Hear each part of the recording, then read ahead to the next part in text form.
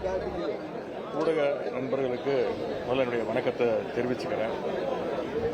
இன்னைக்கு சட்டமன்றத்தில் மாண்பு முதலமைச்சர் அவர்கள் அவருடைய பதிலுரைய சரியா ஒரு 9:30 மணிக்கு ஆரம்பித்தார். அவர் பேசுறதெல்லாம் நாங்கள் கொஞ்சம் அமைதியாக கேட்டுக்கிட்டு தான் இருக்கிறோம். வழக்கம் போல பிரச்சாரங்களில் பேசுகிற மாதிரி இந்த சினிமா பாணியில் தன்னுடைய ரெடி செய்யப்பட்ட டயலாக்கு தான் பேசிக்கிட்டு இருந்தார். அதன் பிறகு சில தவறான தகவல்களை உண்மைக்கு மாறான தகவல்களை அவையில் பதிய வைக்கிறதுக்கான அந்த வேலையை ஆரம்பித்தார். உடனே நானும் நம்முடைய சட்டமன்ற உறுப்பினர் என்னுடைய எதிர்ப்பை தெரிவித்தோம். பாயிண்ட் ஆஃப் ஆர்டரில் எனக்கு பேசுவதற்கு அனுமதி அளிக்க வேண்டும்னு கேட்டேன். பாயிண்ட் ஆஃப் ஆர்டருங்கிறது அவர் சொல்கிற ஒரு விஷயம் தப்பு, ஆதாரமே தான் பேசக்கூடாது அப்படிங்கிறதுக்கு சொல்கிறதுக்கு தான் பாயிண்ட் ஆஃப் ஆர்டர். ஆனால் சபாநாயகர் எங்களை அனுமதிக்கல. நேற்று நான் பேசும்போது, எதிர்க்கட்சி தலைவராக நான் பேசும்போது பல அமைச்சர்கள் குறுக்கிட்டு பேசினாங்க. முதலமைச்சர்கிட்ட கேள்வி கேட்டாலும் முதலமைச்சர் நேற்று எந்த பதிலும் சொல்லவே இல்லை. ஆனால் பல அமைச்சர்கள் எந்திரிச்சு பல முறை குறுக்கிட்டு பேசினாங்க. சொன்னதையே திருப்பி பேசினாங்க. ஒரு அமைச்சர் நாங்கள் பேசி முடிச்சு வீட்டுக்கு போன சபாநாயகர் அவை நேரம் முடிஞ்சிடுச்சு அப்படின்னு சொன்னதுக்கப்புறம் நாங்கள்லாம் கிளம்பி வீட்டுக்கு போயிட்டோம். அது வரைக்கும் வீட்டுக்கு போய் சேர்ந்த வரைக்கும் இன்னொரு அமைச்சர் அதுக்கு விளக்கம் கொடுத்துட்டு இருந்தார், பதில் சொல்லிட்டு இருந்தார். அதெல்லாம் நேற்று நாங்கள் வீட்டுக்கு போய் தான் நாங்களே பார்த்தோம், தொலைக்காட்சி மூலமாக பார்த்தோம். இப்போ நான் நேற்று பேசும்போது பல அமைச்சர்கள் குறுக்கிட்டு பேசுறதெல்லாம் நீங்கள் பார்த்துருப்பீங்க. ஆனால் இன்னைக்கு முதலமைச்சர் ஒரு உண்மைக்கு புறமான விஷயத்த சொல்லும்போது அதை மறுத்து பேசுவதற்கு என்ன ஆதாரத்தோட பேசுறீங்க அப்படின்னு கேட்ட ஒரு விஷயத்த முதலமைச்சர் சொல்லும்போது அது லிமிட் தாண்டி போகும்போது நான் எந்திரிச்சு எந்த ஆதாரத்தில் முதலமைச்சர் பேசினாரு, ஆதாரம் தான் கொடுங்க அப்படின்னா எந்த ஆதாரமும் கொடுக்கல.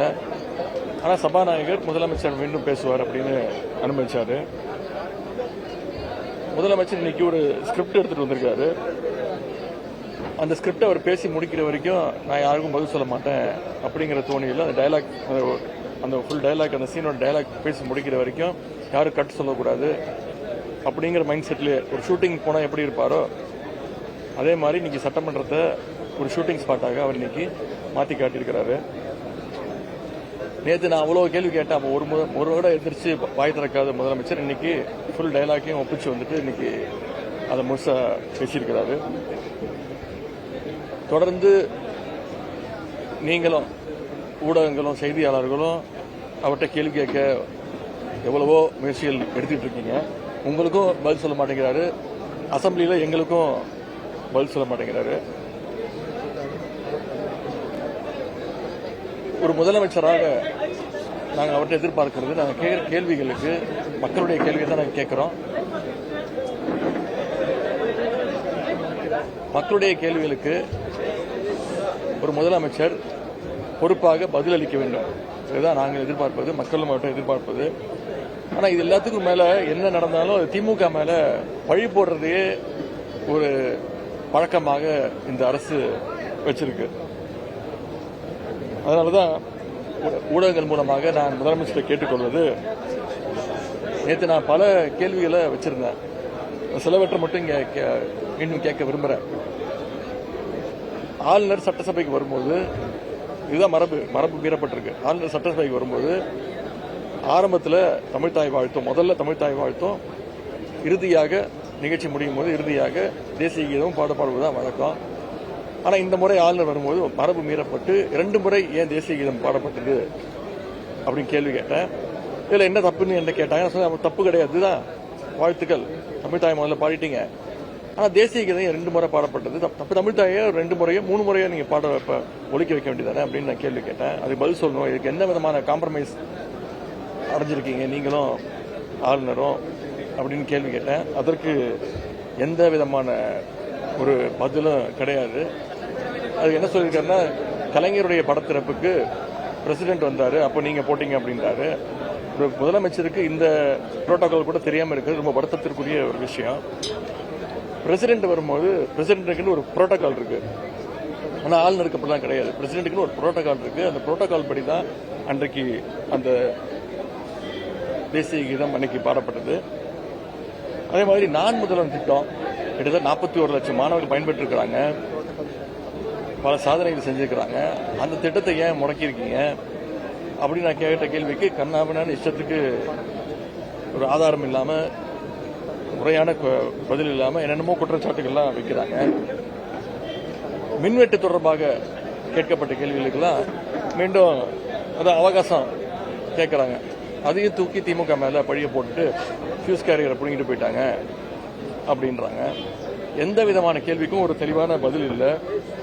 பயிர்க்கடன் தள்ளுபடி விவசாய போராட்டம் பற்றி கேட்டதுக்கு விவசாயிகள் எல்லாம் திராவிட முன்னேற்ற கழகம் தூண்டிவிட்டு போராட்டத்தில் ஈடுபட சொல்றாங்க அப்படின்னு விவசாயிகளுடைய போராட்டத்தை முழுமையாக கொச்சப்படுத்தி இருக்கிறாரு முதலமைச்சர் அவர்கள். இன்னைக்கு கூட திருவள்ளூர்ல காலைல தொலைக்காட்சியில் பார்த்தா திருவள்ளூர்ல விவசாயிகள் போராட்டம் பண்ணிட்டு இருக்காங்க. ஏன் இந்த விவசாயிகள் போராட்டத்தை திமுக தான் தூண்டி விடுதுன்னு விவசாயிகளை நம்முடைய முதலமைச்சர் அவர்கள் மிகவும் கேவலமாக கொச்சைப்படுத்தி கொண்டிருக்கிறார். அதே மாதிரி சட்டம் ஒழுங்கு பிரச்சனை, மீண்டும் அதற்கும் அதே பதில் தான், எனக்கு கொஞ்சம் அவகாசம் கொடுங்க அப்படின்னு. ஏன் டிஜிபி நீங்க அப்பாயின்ட் பண்ணல அப்படின்னு கேட்கிறாரு. சரி, நாங்க பண்ணல, அதுதான் மக்கள் உங்களை தேர்ந்தெடுத்துட்டாங்கல்ல, மாற்றம் அப்படின்னு சொன்னீங்கல்ல, ஒரே நாள் எல்லாத்தையும் கீழ்ச்சி எரிஞ்சிடுவேன்னு சொன்னீங்கல்ல, ஆட்சிக்கு அடுத்த நிமிஷமே எல்லாம் மாற்றுவேன்னு சொன்னீங்களே, இப்ப இந்த 40 நாள்ல உங்களுடைய காவல்துறை எதை கீழ்ச்சிட்டு இருக்கிறாங்க அப்படிங்கறதா நாங்க கேட்கக்கூடிய கேள்வி. ஒவ்வொரு நாளும் வன்முறை சம்பவங்கள் அதிகரிச்சுட்டே இருக்கு. ஒரே நாள்ல 24 சம்பவங்கள் நடந்திருக்கு. அதற்கெல்லாம் எந்த விதமான, இன்னும் சொல்லப்போனா அவங்க ஆளுங்கட்சியை சேர்ந்தவங்களே அனைத்து குற்றச்சாட்டுகளையும் அவங்களே ஈடுபட்டு இருக்காங்க. அதற்கான ஆதாரத்தை நான் இன்னைக்கு உங்ககிட்ட கொடுக்கறதுக்கு தயாரா இருக்கேன். நேற்று சபாநாயகர் ஆதாரம் தான் கொடுங்கன்னாங்க, ஆதாரம் கையில வச்சிருக்கிறேன், ஆதாரத்தை உங்ககிட்ட கொடுக்கறேன். அதே மாதிரி இப்படி அனைத்திலையும் நாங்க யாரு தயவுலையும் இல்ல, எங்க தயவுல தான் ஆட்சி நடக்குதுன்னு சும்மா சும்மா சொல்லாதீங்க, நாங்க எந்த தயவுலையும் கிடையாது அப்படின்றாரு.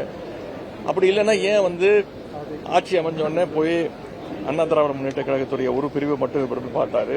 முதல்ல சோஃபா போச்சு, சோஃபா பின்னாடி இவர் போனாரு. ஒவ்வொரு கட்சி தலைவர்கிட்ட போகும்போது புது சோஃபா போச்சு, அதெல்லாம் நீங்க பாத்தீங்க. இப்போ அண்ணா திராவிட முன்னேற்ற கழகத்துடைய ஆட்சி அமைஞ்சதுல இருந்து இன்னைக்கு வரைக்கும் ஒவ்வொரு சட்டமன்ற உறுப்பினரை, அதுவும் அங்க கட்சி அலுவலகத்தில் கூட கிடையாது, இங்க சட்டமன்ற வளாகத்திலேயே போய் அமைச்சருடைய அறைகளே போய் கட்சியில போய் சேர்ந்துட்டு இருக்காங்க. இவங்க அமைச்சர் சட்டமன்ற உறுப்பினரை ராஜினாமா பண்ணிட்டு மேல அமைச்சரோட ரூம்லயே போய் கட்சியில சேர்ந்துக்கிறாங்க. பீரோ புல்லிங் மாதிரி இன்னைக்கு அதிமுக எம்எல்ஏஸ் இன்றைக்கு கூட அரசு ஒவ்வொரு சட்டமன்ற உறுப்பினராக இழுத்துக்கிட்டு இருக்கிறாங்க. இதற்கெல்லாம் இதெல்லாம் கேட்டதுக்கு தான் எந்த விதமான பதிலும் இல்லாம, ஒரு ஷூட்டிங் ஸ்பாட்டுக்கு ஒருத்தர் வந்தா எப்படி இருப்பாரோ, டயலாக ஃபுல்லா மகப் பண்ணிட்டு எப்படி பேசி நடிச்சு போவாரோ, அது மாதிரி இன்னைக்கு முதலமைச்சருடைய இந்த உரை அமைஞ்சிருக்குன்னு சொல்லிக்க விரும்புகிறேன். அதாங்க, அவரு audio launch function, trailer launch ஃபங்க்ஷன்லாம் இதுதான் அவருடைய பாணி. அதுதான் இங்கேயும் ஒரு கடைப்பிடிக்கிறாரு. சொல்லப்போனா சட்டமன்றத்தை கிட்டத்தட்ட ஒரு சினிமா தியேட்டர் மாதிரி ஆக்கிட்டாங்க. இன்னைக்கு விசில்லாம் அடிக்க ஆரம்பிச்சிட்டாங்க. இதெல்லாம் சபையே பார்க்காதது, விசில் அடிக்க ஆரம்பிச்சிட்டாங்க. இன்னும் ஒரு மினிஸ்டர்லாம் டான்ஸ் எல்லாம் கொஞ்ச நேரத்தில் ஆட ஆரம்பிச்சிருவாருன்னு நினைக்கிறேன். பாட்டெல்லாம் போட்டு ஐட்டம் சாங் எல்லாம் போடுவாங்கன்னு நினைக்கிறேன்.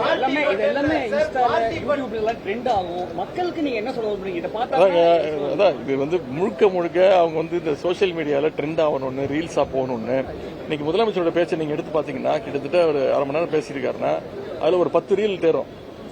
பிளான் பண்ணி தான் பண்றாங்க. இது ஃபுல்லா ஸ்கிரிப்டடா தான் இருக்கு. இது நாங்க எதிர்பார்த்தது தான். ஓரளவுக்கு மேல பொறுத்துக்க முடியல. ரொம்ப எங்களுடைய ரொம்ப ஆர்டிபிஷியலா பேசுறாரு, நடிக்க ஆரம்பிச்சிட்டாரு. இங்கேயும் செய்கையெல்லாம் கொஞ்சம் நடிச்சுக்காரு, ஆக்ஷன்லாம் இன்னும் ஸ்பீக்கர் ஆக்ஷன் கட்டு அதெல்லாம் இனிமேல் சொல்லுவாருன்னு நினைக்கிறேன். 1 மோர்லாம் போவாங்கன்னு நினைக்கிறேன். இனிமேல் ஸ்பீக்கர் அனுமதி வாங்கி ஆக்ஷன் பண்ணலாமான்னு கேட்கறாரு. ஸ்பீக்கர் ஆக்ஷன் அப்படின்றாரு. இனிமேல் முதலமைச்சர் இங்க ஃபுல் கேரவேன்லாம் வந்துடும் நினைக்கிறேன். கேரவேன், மேக்கப்பு, ஸ்டண்ட் மாஸ்டர் எல்லாம் வந்துருவாங்கன்னு நினைக்கிறேன். சட்டமன்றத்தை கிட்டத்தட்ட ஒரு ஷூட்டிங் ஸ்பாட்டா மாத்திக்கிட்டு இருக்காங்க. சரிங்க, சொல்லலாம். ஆதாரம் என்ன இருக்கு? அப்புறம் ஊழல் பண்ணிருக்க ஆதாரம் இருக்குன்னா கோர்ட்டுக்கு போங்க, கோர்ட்ல நாங்க ஃபேஸ் பண்றதுக்கு ரெடியா இருக்கோம். சும்மா பொதுவா பொதுக்கூட்ட மேடையில பேசுற மாதிரி, பிரச்சார கூட்டத்தில் பேசுற மாதிரி அசம்பிளியில பேசிட்டு இருக்க முடியாது. அதுக்காக நாங்க பாயிண்ட் ஆஃப் ஆர்டர்ல நாங்க குறிக்கிட்டு நீங்க இஷ்டத்துக்கு பேசுவீங்க, நான் உட்காந்து கேட்டுட்டு இருக்கணுமா? இஷ்டத்துக்கு பேசுவீங்க, நாங்க எல்லாத்தையும் கேட்டுட்டு இருக்க முடியுமா? இப்ப நீங்க உட்காந்துருக்கீங்களா, நீங்க வந்திருக்கீங்களா பத்திரிக்கை, நான் இங்க வந்து உட்காந்துட்டு உங்களெல்லாம் கண்ணாமண்ணு திட்டி கிட்ட வார்த்தைலாம் பேசினா நீங்க எல்லாம் ஒத்துப்பீங்களா? கோவம் வராது உங்களுக்கு? ஏன் அப்படி பேசுன்னு கேட்பீங்கல்ல? அது மாதிரிதான் உங்ககிட்ட எப்படி பேசணும் ஒரு முறை இருக்கு. பத்திரிகை எப்படி பேச, அவர் தான் பத்திரிகையில பார்த்தாலும் ஓடுறாரு. அவர் வந்து சினிமா ஷூட்டிங் தான். டைரக்டர் ஒன்று தேவை. இப்போ அந்த டைரக்டராக நம்முடைய சபாநாயகர் இருக்கிறாரு, அசிஸ்டன்ட் டைரக்டராக அங்க இருக்கக்கூடிய அமைச்சர்கள், துணை சபாநாயகர் எல்லாம் இருக்கிறார்.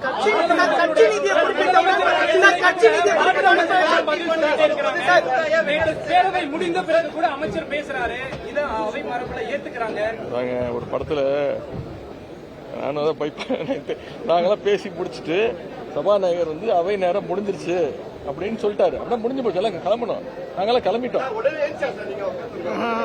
யாரு அதான் சபை நேரம் முடிஞ்சதுக்கு அப்புறம் சொன்னதுக்கு அப்புறம் இல்ல நீங்க நடத்துக்கு நான் சொல்ல முடியும், முடிஞ்சிச்சுன்னு சொன்னாரு. நாங்க கிளம்பி வீட்டுக்கு போயாச்சு. வீட்டுக்கு போய் டிவி போடுற மினிஸ்டர் பதில் சொல்லிட்டு இருக்காரு.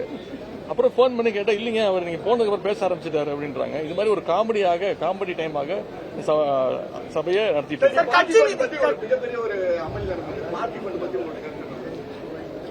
எந்த பார்ட்டி யாரு யாருக்கு கொடுத்தாங்க, ஏதாவது ஆதாரம் இருக்கா? சும்மா பொத்தாம் பொதுவாக இப்படி ஒரு குற்றச்சாட்டு சொல்லும் போது ஒரு ஆதாரம் இருந்தா அதுக்கு நம்ம பதில் சொல்லலாம். அது நீங்க அதிமுக தான் கேட்கணும். ஏன் நீங்க அமைதியா இருக்கீங்க அவங்ககிட்ட கேட்கணும்.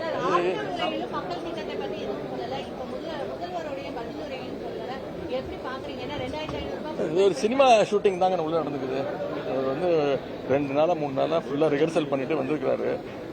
ஆக்ஷன் உடனே ஃபுல்லா நடிச்சு காட்டிட்டாரு. இப்போ அதாவது அவர் தேர்தல் வாக்குறுதியில என்ன சொன்னாரு, எது வரைக்கும் அந்த 4500 ரூபா வேலை வாய்ப்பு இல்லாதவங்களுக்கு 4500 ரூபா கொடுப்பேனாரு. அதை பத்தி எதுவுமே கிடையாது. நான் கேட்டேன், 6 மாசம் கழிச்சு தான் கொடுக்கணும், 6 மாசம் எடுத்துக்கோங்க, நிதி நிலைமை எல்லாம் சரி பண்ணிட்டு கொடுங்கன்னு சொன்னேன். ஆனா அதை பத்தி எந்த விதமான பதிலும் இல்லை. அதை பத்தி இல்ல. மகளிர் உரிமை தொகை 2500 ரூபா தரனாரு, அதை பத்தி இல்ல. கேஸ் சிலிண்டர் 6 சிலிண்டர்னாரு, அதை பத்தி வாயை திறக்கல. இது மாதிரி எந்த தேர்தல் வாக்குறுதி பத்தி அவர் பேசவே இல்லை. திமுக ஆட்சியுடைய திட்டங்கள் தொடர்ந்துகிட்டு இருக்கு. 1000 ரூபாய் ஊக்கத்தொகை கொடுத்திருக்கிறாரு, மகளிர் உரிமை தொகை கொடுத்திருக்கிறாரு, தமிழ் புதல்வன் புதுமை பெண் திட்டம் தொடர்ந்துகிட்டு இருக்கு. வேற எந்த புது திட்டத்தையும் அறிவிக்கல. சிங்கப்பெண் சொல்லி ஒன்னு ஆரம்பிச்சாங்க. இப்ப அவங்களும் பாத்தீங்கன்னா முதலமைச்சர் பாணியில அவங்களும் ஷூட்டிங் பண்ணி ரீல்ஸ் எல்லாம் போட ஆரம்பிச்சிட்டாங்க. எனவே இந்த ஆட்சி ஒரு கேலி கூத்து ஆட்சியாக, ஒரு சினிமா ஆட்சியாக நடந்துட்டு. பிளே ஸ்டோர் மற்றும் ஆப் ஸ்டோரில் இருந்து பாலிமர் செயலியை QR கோடு மூலம் பதிவிறக்கம் செய்யுங்கள். செய்திகளை உடனுக்குடன் பெறுங்கள்.